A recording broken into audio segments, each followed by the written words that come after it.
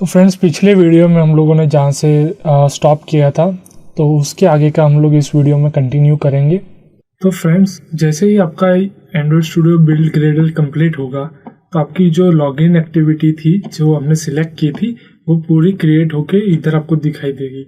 अभी first screen आपको ये दिखेगी जब ग्रेडल आपकी जो बिल्ड हो रही होगी, ठीक है। तो आपकी ग्रेडल बिल्ड होने के बाद तुरंत आपको ये स्क्रीन दिखाई देगी। ये स्क्रीन आपको इसलिए दिखाई दे रही है क्योंकि आपने अभी भी कुछ भी सिलेक्शन किया नहीं है, कुछ भी फाइल इधर जावा की क्लास फाइल या तो रिसोर्स की एक्टिविटी फाइल जो भी है वो आपने ओपन नहीं की है, इसलिए आपको ये स्क्रीन दिखाई दे रही है, ठीक है।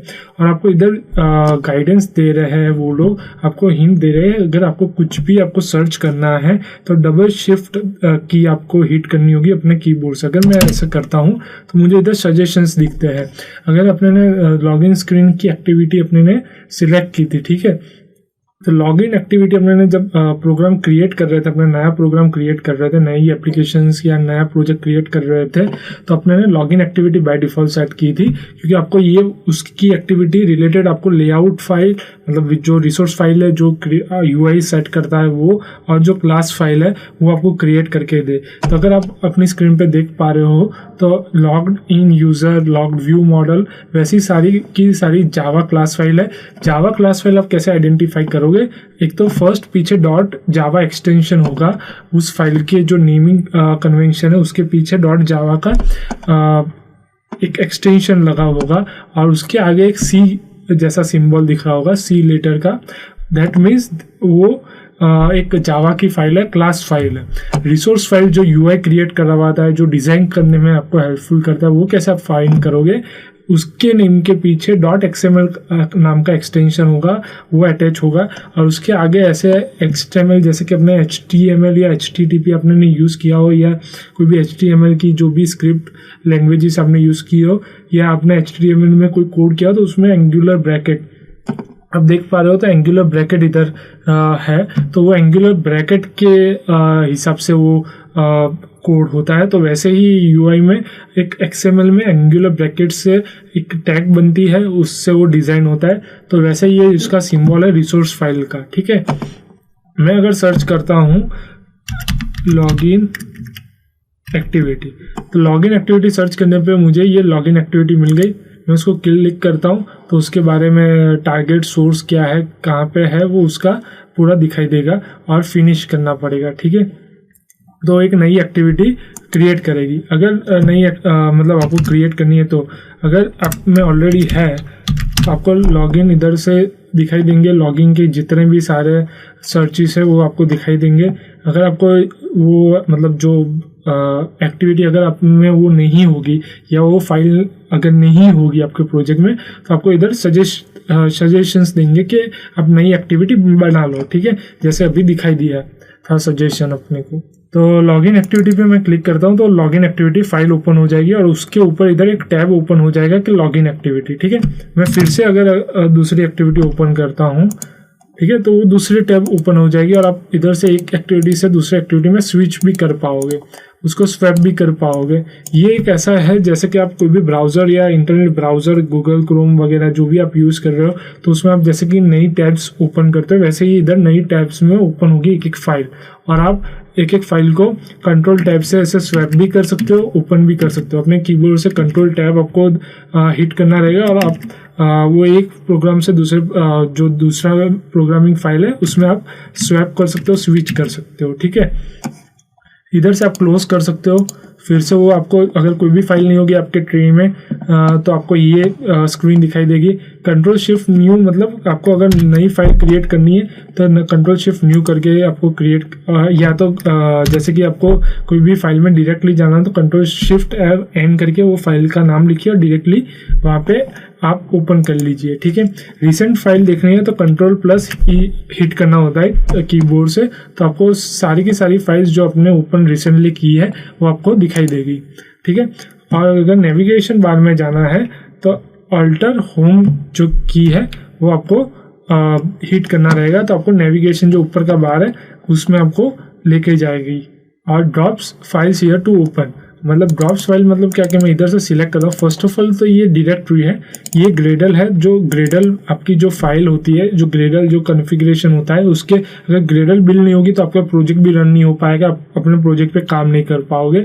तो ग्रेडल कैसे बिल्ड होती है कि जो भी अपने वर्जन यूज़ करते हैं वो उस रिलेटेड आपकी जो डिपेंडेंसी, जैसे ही मैंने कहा था कि कोई भी लाइब्रेरी आप यूज़ कर रहे हो तो उसकी एक बेस फाइल की जो लाइब्रेरीज आपको मिलती है एंड्रॉइड रन टाइम और एंड्रॉइड लाइब्रेरीज यूज़ करने को, अगर सपोर्ट डिज़ाइन जैसे कि मैंने आपको बताया था com.android, com.util, वैसे android.util, वैसे जो भी लाइब्रेरीज आपकी क्रिएट होती है वो आपकी ग्रेडल में आपको उसको असाइन करना पड़ता है। जैसे कि मैं अभी डिज़ाइन की जो भी फंक्शनलिटी यूज़ कर रहा हूँ तो मुझे इधर से इम्प्लीमेंट करवाना पड़ता है, फिर इम्प्लीमेंट होने के बाद वो आपको दिखाई देगी, ठीक है। तो उसके रिलेटेड अपने वर्जन भी सिलेक्ट कर सकते हैं, मिनिमम जो एसडी के वर्जन जब अपने एक नया प्रोजेक्ट क्रिएट कर रहे थे, ठीक है, तो आपको एक ऑप्शन आया था कि सिलेक्ट ये एक जो मिनिमम एसडी के वर्जन है जहाँ तक आपकी एप्लीकेशन यूज़ हो सकती है, उस एसडी के और उसके ऊपर वाले जो भी वर्जन है उसके लिए आपको एक पर्टिकुलर मिनिमम एसडी के वर्जन, मतलब जो बॉटम लेंथ है वो आपको सेलेक्ट करनी पड़ती है। तो इधर मैंने मिनिमम एसडी के 20 लिया हुआ है।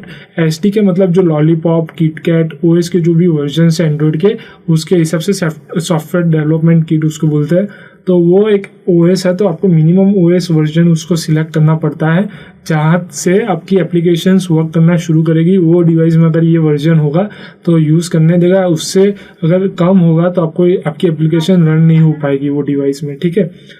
और कंपाइल एसडी के वर्जन जो लेटेस्ट होगा वही रहेगा, जो अभी 30 है, तो उसमें आप चेंज नहीं कर पाओगे। अगर आपका प्रोजेक्ट है और आपको अगर नए वर्जन आ गए उसको इंक्लूड करना है तो आप मैन्युअली कर सकते हो, ठीक है।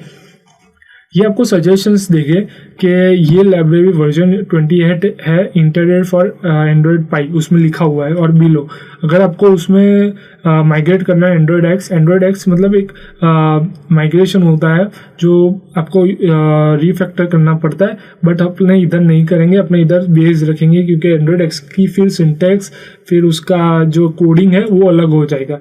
तो अपने लेगेसी जो कोडिंग है वही यूज़ करेंगे अभी, ठीक है।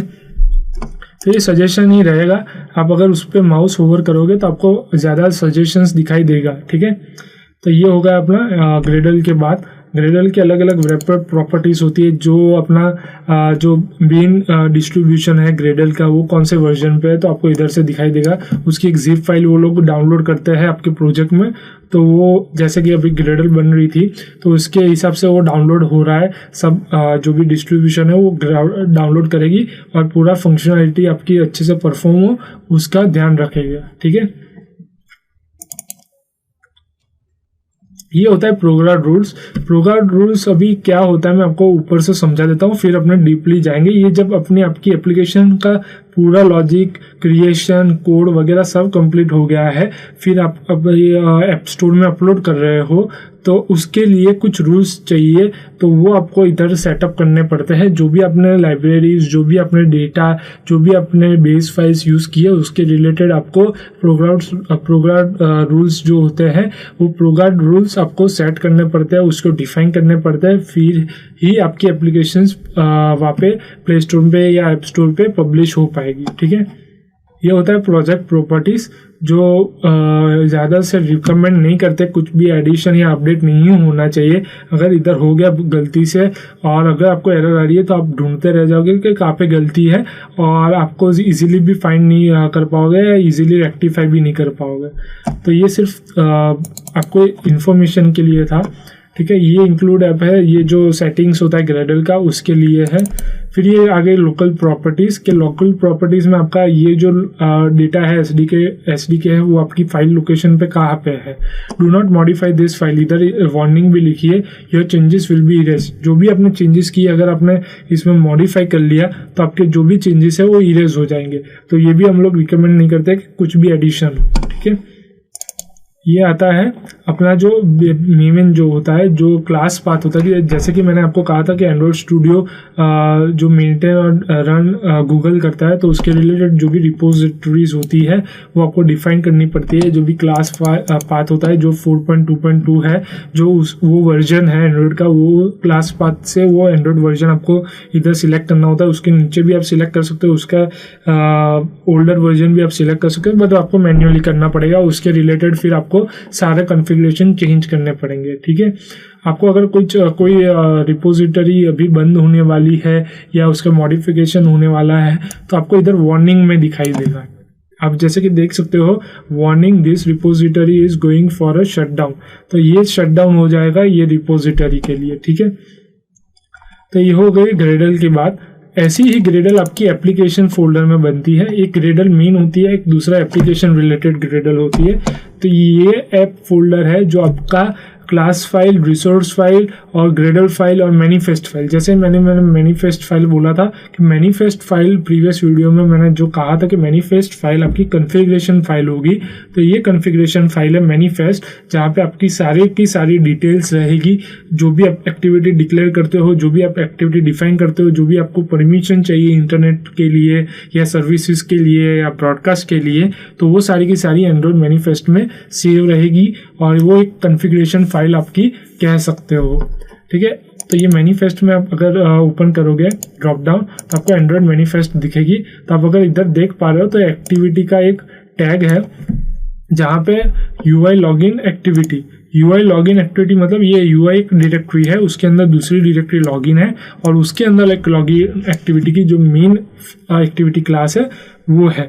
जैसे मैंने आपको कहा था कि कोई भी आप एंड्रॉयड स्टूडियो में प्रोजेक्ट ओपन करते हो तो बाय डिफ़ॉल्ट एक मेन एक्टिविटी रहती है जो आपको वो बाय डिफ़ॉल्ट क्रिएट करके देगी, या तो फिर क्रिएट नहीं करोगे तो भी एक मेन एक्टिविटी के तौर पर वो क्रिएट हो जाएगी बाय डिफ़ॉल्ट, और उसको आप फिर रीनेम भी कर सकते हो, उसको मॉडिफाई भी कर सकते हो और उसको आपकी जो भी प्रेफरेंसेस है उसके हिसाब से कोड भी कर सकते हो, ठीक है।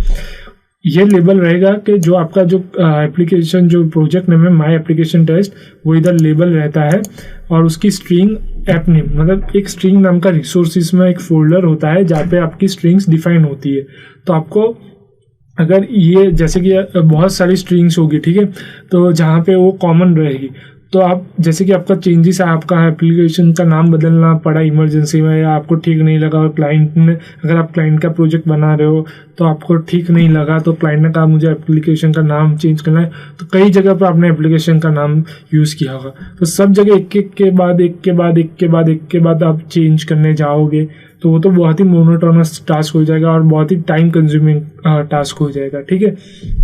तो उसके लिए आप लोग क्या करते हैं, जो रिसोर्स में एक फोल्डर बना देते हैं स्ट्रिंग, उसमें सारी की सारी अपने स्ट्रिंग्स जो होती है वो डिफाइन करता है। तो वो स्ट्रिंग इधर से सिर्फ चेंज करोगे, ठीक है, तो सारी जगह पे जहाँ पे आपने ये डिफाइन की है स्ट्रिंग वहाँ से चेंज हो जाएगी। उसको हम लोग डायनेमिक कोडिंग बोलते हैं, जो बहुत ही इंटेलिजेंटली अपने कोडिंग करते हैं जिससे अपना टाइम भी सेव होता है। अगर चेंजेस आए तो इजीली वो चेंजेस अपने इंक्लूड कर सकते हैं अपनी प्रोजेक्ट में या एप्लीकेशंस में और अच्छे से अच्छे कोड कर पाते हैं, ठीक है। तो उसका डिक्लेरेशन कैसे रहता है, एट स्ट्रिंग /\app name, तो वो क्या करेगा, स्ट्रिंग फोल्डर जो है अपना, उसमें से जो भी ये स्ट्रिंग का नाम होगा वो स्ट्रिंग फैच करके दिखाएगा, ठीक है। और ये होता है आईसी लॉन्चर, वो भी सेम होता है, एक जो अपने बोलते हैं ना ड्रॉएबल, जो मैंने आपको बताया था जहाँ पे इमेजेस, आइकन्स, क्लिप आर्ट्स वगैरह PNG सेव रहता है, तो वहाँ पे वो सेव रहेगा और आपको अगर कभी भी चेंज करना पड़ा तो आप वहाँ से चेंज करो, इधर वो रिफ्लेक्ट हो जाएगा, ठीक है। फिर ये राउंड आइकॉन चाहिए आपको, स्क्वायर चाहिए, उसके लिए होता है। फिर ये अलाउ बैकअप, मतलब अगर आपने गलती से मतलब जो भी कोड किया अगर बैकअप नहीं लिया तो वो बैकअप के लिए हेल्प करेगा, ठीक है। तो अलाउ बैकअप ट्रू रखना हमेशा। पैकेज, जैसे मैंने कहा था, आपका पर्टिकुलर एक यूनिक एड्रेस आपको क्रिएट करना पड़ता है जहाँ से अगर आपको कुछ भी API थर्ड पार्टी एप्लीकेशन से कुछ भी आपको फीचर्स चाहिए या कुछ भी आपको इंटीग्रेट करना हो तो ये आपका एड्रेस रहेगा जहाँ से आप इंटीग्रेट करवा पाओगे, ठीक है। और ये जो होता है इंटेंट फिल्टर, ये क्या करता है, ये पर्टिकुलर जो मैंने हाईलाइट किया हुआ है कोड, वो क्या करेगा कि जो भी आप इसमें एक्टिविटी का नाम दोगे वो फर्स्ट एक्टिविटी होगी जो आप अगर अपनी एप्लीकेशन ओपन करते हो तो जो फर्स्ट एक्टिविटी लॉन्च होगी वो ये होगी। तो ये हो गया पूरा एक्टिविटी। जो नया प्रोजेक्ट कैसे क्रिएट करते हैं वो मैंने आपको बता दिया। ये जावा में जैसे मैंने आपको बताया कि यूआई का होगा फोल्डर यूआई लॉगिन, तो वो यूआई लॉगिन है, उसमें लॉगिन एक्टिविटी है। तो ये लॉगिन एक्टिविटी और उसकी जो क्लास फाइल है, मतलब जो एक्टिविटी रिसोर्स फाइल है जहाँ से वो आपको अपनी यूआई दिखाई देगा या यूआई दिखाएगा, वो है इधर से रिसोर्स में से। लेआउट में मैंने आपको बताया था पहले भी कि एनवायरनमेंट सेटअप के वक्त कि वो यूआई में उसकी एक रिसोर्स, मतलब जो यूआई कैसा दिखेगा उसकी रिसोर्स फाइल होती है, एक्सएमएल में क्रिएट होती है। मैंने आपको बताया था एंगुलर ब्रैकेट्स में होता है वो कोडिंग। तो ये एंगुलर ब्रैकेट्स हो गया, ये उसका वर्जन होता है, ये इसकी डिज़ाइन रहेगी। जैसे ही उसकी डिज़ाइन कैसे दिखेगी आपको वो दिखाई देगा, ठीक है। तो इधर उसमें क्या क्या एलिमेंट यूज़ किया है आपने वो दिखाई देगा। लीनियर लेआउट मैंने हॉरिजॉन्टल यूज़ किया है, उसके नीचे यूज़र नेम पासवर्ड के लिए मैंने जो भी टेक्स्ट बॉक्स यूज़ किए वो है। फिर जैसे कि आप स्प्लिट करोगे या कोड आपका, ठीक है, तो स्प्लिट करने पे आपको इधर थोड़ा ही स्क्रीन पे आपका कोड दिखेगा, आपको ये स्क्रीन पे आपको अपना लेआउट जो डिज़ाइन है वो दिखेगा। तो ये पूरा हो गया कैसे एक नया प्रोजेक्ट क्रिएट करते हैं। अभी आगे देखते हैं कैसे एक नया प्रोजेक्ट इंपोर्ट करते हैं, ठीक है। तो यही ओपन रखना प्रोजेक्ट। अगर आपको दूसरे प्रोजेक्ट आपको स्विच करना है, आपको देखना है तो कैसे होगा, तो आप न्यू में जाइएगा, इंपोर्ट प्रोजेक्ट कीजिएगा, फोल्डर सिलेक्ट कीजिएगा जहाँ पे आपका वो सेव है फोल्डर, ठीक है। तो जैसे कि मुझे ये टाइम पास प्रोजेक्ट एक नाम का मेरा प्रोजेक्ट है वो सेव्ड है, ठीक है। उसमें आप देख सकते हैं उसका प्रोजेक्ट में ग्रेडर लैब सब है। इधर से ओके कीजिएगा तो आपको वो जो नेक्स्ट विंडो होगी, ठीक है, उसमें वो पूरा इंपोर्ट होके आ जाएगा, ठीक है।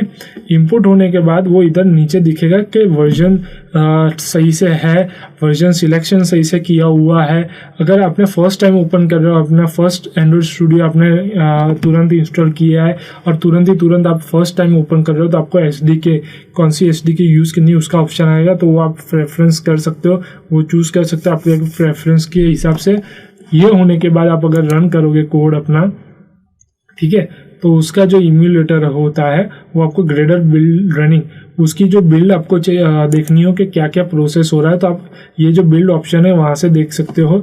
वहाँ पे आपको दिखाई देगा कि कौन सी ग्रेडर यूज़ हो रही है, कहाँ से वो ओपन हो रहा है। तो बिल्ड एनालाइजर, जैसे कि मैंने आपको कहा था कि नया जो फीचर है उसका बिल्ड एनालाइजर, जो आपकी बिल्ड बनती है वो कितनी मेमोरी ऑक्यूपाई करती है, क्या एनालाइज करती है, तो वो एनालाइज हुआ है कि जो भी आपका बिल्ड टाइम है वो डेडिकेटेड गार्बेज कलेक्शन होने के बाद ये है, ठीक है। वो पहले की फीचर्स में नहीं था, ये नया जो अपने एंड्रॉइड स्टूडियो अपडेट हुआ है उसके फीचर्स में है। तो जो भी आप नया वर्जन एंड्रॉइड स्टूडियो का अपडेट करोगे या डाउनलोड करोगे तो उसमें क्या क्या नया है आपको दिखाई देगा, ठीक है। तो आप वहाँ से सारी की सारी चीज़ें आप देख सकते हो, उसका नॉलेज ले सकते हो, उसके बारे में ज़्यादा से जानकारियाँ हासिल कर सकते हो। और इधर आप मेमोरी अगर आपको बढ़ानी है, हिप साइज बढ़ानी है, आपको जो भी एडिशन करना है वो आप इधर से डीगा क्लिक कर सकते हो, ठीक है। अभी अपने देखते हैं, ये हो गया इंपोर्ट का। अभी ओपन होके कैसे दिखेगा, तो ये इम्यूलेटर जो होता है इधर से रन करना रहता है। ये आपका जो भी ये सेम टू सेम जो स्क्रीन है वो आपको दिखाई देगा अपने एक वर्चुअल डिवाइस में, ठीक है। एवीडी मतलब एंड्रॉइड वर्चुअल जो डिवाइस, उसको एवीडी बोलते हैं, वो उसका एक्रोनिम है, शॉर्ट फॉर्म है उसका।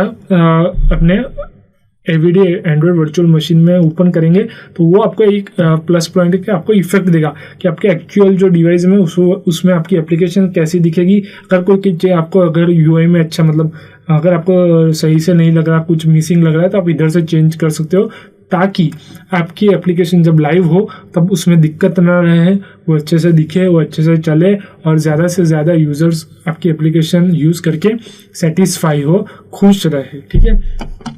इधर अपने नंबर ऐड करते हैं, ठीक है, तो आपको एक मैसेज दिखाई देगा, गैस नंबर स्मॉलर नंबर। तो ये सिर्फ अपने ने ये टेस्ट के लिए प्रोग्राम वो उसने बाय डिफ़ॉल्ट करके दिया था। जब अपने ने एंड्रॉइड एनवायरनमेंट सेटअप कर रहे थे तब बाय डिफ़ॉल्ट उसने क्रिएट करके दिया था, तो वही अपने ने इंपोर्ट करवाया और वही अपने ने देखा है, ठीक है।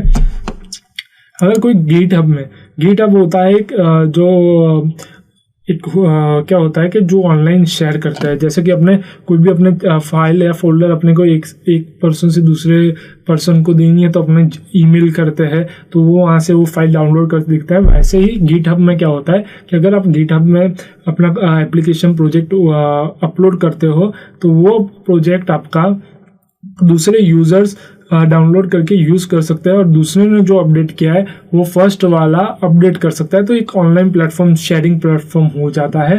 तो अगर वो प्रोजेक्ट आपको अपडेट करना है या इंपोर्ट करवाना है तो आप क्या करोगे, file new project from version control, तो आपको इधर पूछेगा कि कौन से गिटहब एंटरप्राइज गिटहब अकाउंट में से यूज़ करना है। तो उसकी URL क्रिएट होती है, वो URL आपको इधर पेस्ट करनी रहती है और फिर अपने ने इधर जो भी कहाँ पे सेव करना है, कहाँ पे आपके सिस्टम में सेव होना चाहिए तो वो सेव करना रहेगा और डाउनलोड एंड इंस्टॉल फिर करना रहेगा। ठीक है, तो वो होता है इंपोर्ट, एक दूसरा टाइप होता है इंपोर्ट प्रोजेक्ट करने का। ठीक है, तो ये हो गया पूरा क्रिएटिंग और इंपोर्टिंग एक एंड्रॉयड प्रोजेक्ट को कैसे करते हैं वो पूरा आपने समझ लिया इस वीडियो में। अगर आपको कुछ भी डाउट है, आपको कुछ भी दिक्कत है, आपको कुछ भी क्वेश्चंस आ रहा है आपके माइंड में, तो आप forums.learn1.com पे आपका कुछ भी कंसर्न क्वेश्चन या जो भी आपकी क्वेरी वो लिख के भेजिए। हम पूरा ट्राई करेंगे कि आपकी क्वेरीज, कंसर्न या क्वेश्चन जो भी आपने भेजा है वो जल्द से जल्द रिजॉल्व हो जाए। फ्रेंड्स, अभी के लिए हम लोग यहाँ तक रखते हैं, तो यहाँ पे हम लोग स्टॉप कर देंगे और इसके आगे का हम लोग नेक्स्ट वीडियो में देखेंगे।